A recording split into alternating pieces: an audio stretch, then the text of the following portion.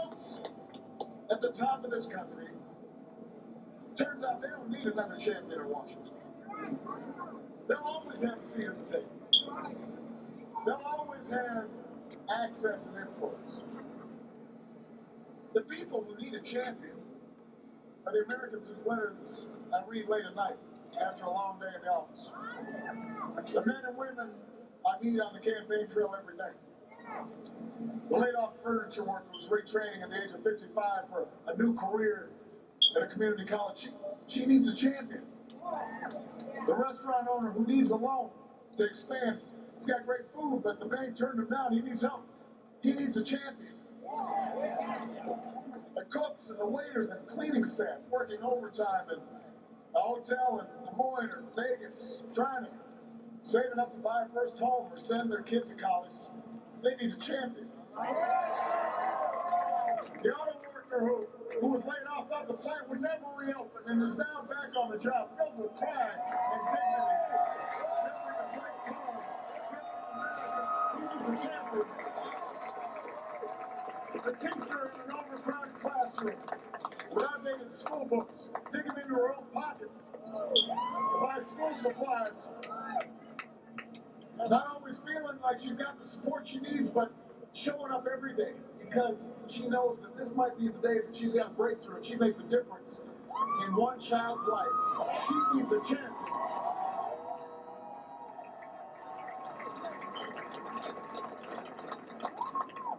All those kids in inner cities, small farm towns, kids dreaming of becoming scientists, doctors, engineers, or entrepreneurs, diplomats, or even a president. They need a champion in Washington. Because the future will never have as many lobbyists as the status quo. Children don't have lobbyists the way oil companies or banks do, but it's the dreams of those children that will be our saving grace. That's what we fight for. That's why I need you, Iowa, to make sure their voices are heard, to make sure your voices are heard. And that's why we've come too far to turn back now. We've come too far to let our hearts grow faint.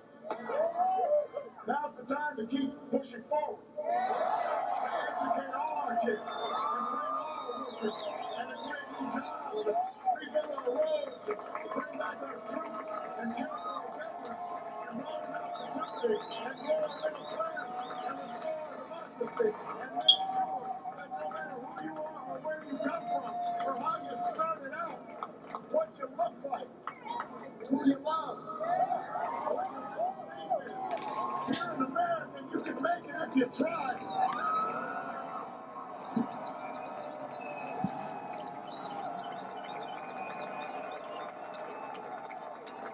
And after all the months of campaign, after all the rallies, after the millions of dollars of ads, it all comes down to you. It's out of my hands now. It's in yours. All of it depends on what you do. When you step into that voting booth tomorrow, it's just a remarkable thing, the way our democracy works. And at a certain point, all this effort, all these campaign rallies, and then it just comes down to each of us as citizens. All of it depends on you bringing your friend or your neighbor, your coworker, your mom, your dad, your wife, your husband to the polls. That's how our democracy is supposed to be. The single most powerful force in our democracy is you. Moving this country forward begins with you. Don't ever let anybody tell you your vote doesn't matter. Don't let anybody tell you your voice can't make a difference. It makes a difference. I got a powerful reminder of this myself on our last campaign. Folks in Iowa, I know you may have heard this story. It was early in the primaries. We were still way down in the polls. I think this office has just finally got the heat turned on. And at the time, I was still competing in South Carolina. It was one of the early primary states. I really wanted the endorsement of a state representative down there. I met her at some function where nobody knew me, nobody could pronounce my name. They're wondering, what's he thinking? So I asked her for an endorsement. And she said, I tell you what, Obama, I will give you my endorsement if you come to my hometown of Greenwood, South Carolina. And I think I had a little bit of wine during dinner because right away I said, okay. So it's about a month later, and I'm traveling back to South Carolina. We flew in late at night. I think we were coming from Iowa. We've been campaigning nonstop. Kept traveling all through towns and having town hall meetings and shaking hands. And in between, I'm making phone calls, asking people for support. So we land in Greenville, South Carolina at around midnight. We get to the hotel about 1 o'clock in the morning. I am wiped out. I'm exhausted. I'm dragging my bags to my room. Back then, we didn't fly on Air Force One, and the accommodations were a little different. And just as I'm about to walk into the room, one of my staff tapped me on the shoulder to say, "Excuse me, Senator." I was Senator back then. We're going to have to wake up and be on the road at 6:30 in the morning. And I said, "What? Why?" "Well, you made this promise to go to Greenwood, and it's several hours away." And I try to keep my promises. So a few hours later, I wake up and I'm feeling terrible. I think a cold's coming on. And I open up the curtains to try to get some light to wake me up, but it's pouring down like a terrible storm. And I take a shower, get some coffee, and I open up the newspaper, and there's a bad story about me in the New York Times. I was much more sensitive at that time to bad stories. I've become more accustomed to these things. And finally, I get dressed, I go downstairs, and I'm walking out to the car, and my umbrella blows open, and I'm soaked. So by the time I'm in the car, I'm wet, and I'm mad, and I'm still kind of sleepy. And it turns out that Greenwood is several hours away from every place else. So we drive, and we drive, and we drive, and we drive, and finally we get to Greenwood, although you don't know you're in Greenwood right away, because there are not a lot of tall buildings here. And we pull up to a small field house, and I walk in, and I'm looking around. I don't hear a lot going on. The state representative said she was going to organize a little meeting for us, and we walk in, and there are about 20 people there. And they're all kind of wet, too, and they don't look very excited to see me. But, I'm running for president, so I do what I'm supposed to do. And I'm shaking hands. I say, "How do you do? Nice to meet you." And I'm making my way around the room, and suddenly I hear this voice cry out behind me. "Fire up! Fire up!" And I'm startled, and I don't know what's going on. But everybody in the room, this is a small room, they act like this is normal. And when the voice says "fired up," they all say "ready to go." So once again, I hear the voice, "Fired up." They say "fired up." They say "ready to go, ready to go." And I look around, I turn back, there's this small woman, she's about 60 years old. Looks like she just came from church, she got a big church hat. And she's looking at me, kind of peering at me, she's grinning, smiling, looking happy. Turns out she's a city councilwoman from Greenwood who also moonlights as a private detective. I'm not making this. This is true. And it turns out she's famous throughout the area. When she goes to football games and when she goes to rallies and she goes to community events, she does this chant of hers.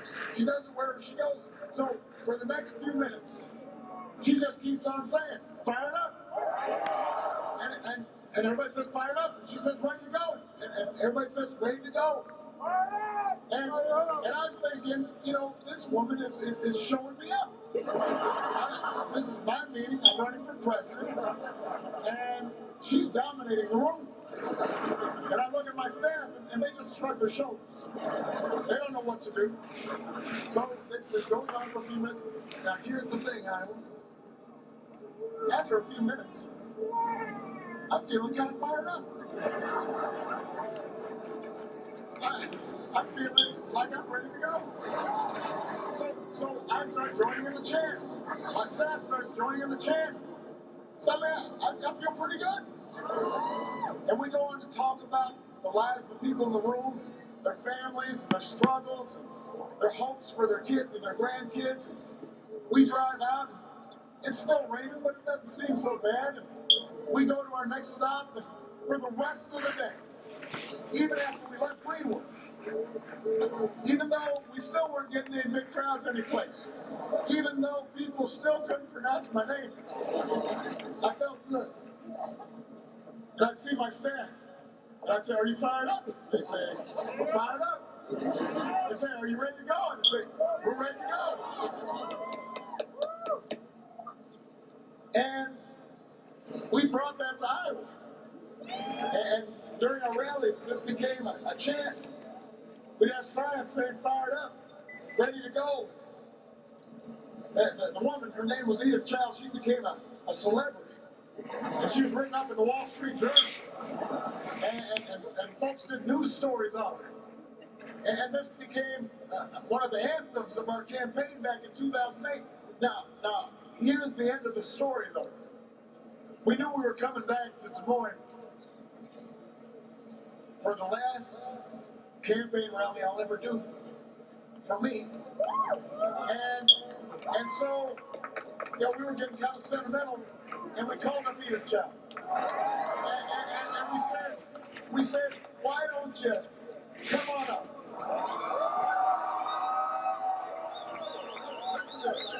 We said, why don't you come on up? We'll fly you up from South Carolina, and you can do this chant one more time, just for old good time's sake. It's like getting the band back together again. And you know what Edith said? She said, I'd love to see you, but I think we can still be in North Carolina, so I'm taking a crew into North Carolina to knock on doors on Election Day.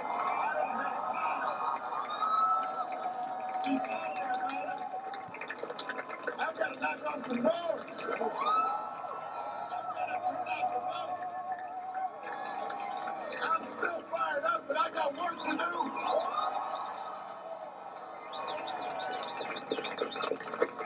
And that shows you what one voice can do. One voice can change a room. And if it can change a room, it can change a city.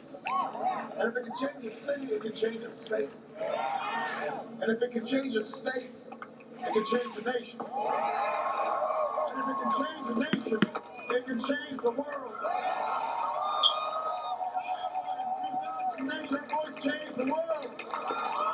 And Edith Child asked me to ask you that if you're willing to still stand with me tomorrow, if you're willing to get your friends and your neighbors and your co-workers to the polls tomorrow, if you're willing to make sure we finish what we started, she's pretty sure we'll win Iowa. She's pretty sure we'll win this election. And she just had one question for you, and that is, are you fired up? Are you fired up? Are you fired up? Are you fired up? Iowa, tomorrow let's remind the world just why it is the United States of America is the greatest nation on earth. I love you.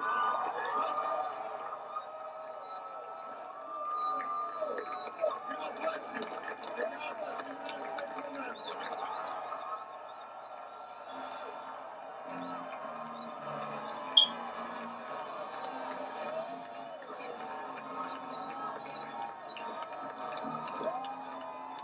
He was born in the first year of the Kennedy presidency. He graduated from college in the middle of the Reagan presidency. He graduated from law school when Bill Clinton began running for president.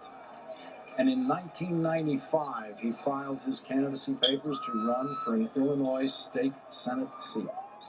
A year later, he won that election, and 4 years later, in 2000, he ran for Congress and lost. The only campaign he has ever lost. He kept his seat in the Illinois Senate after losing the congressional race, and 4 years later, he aimed higher, the United States Senate.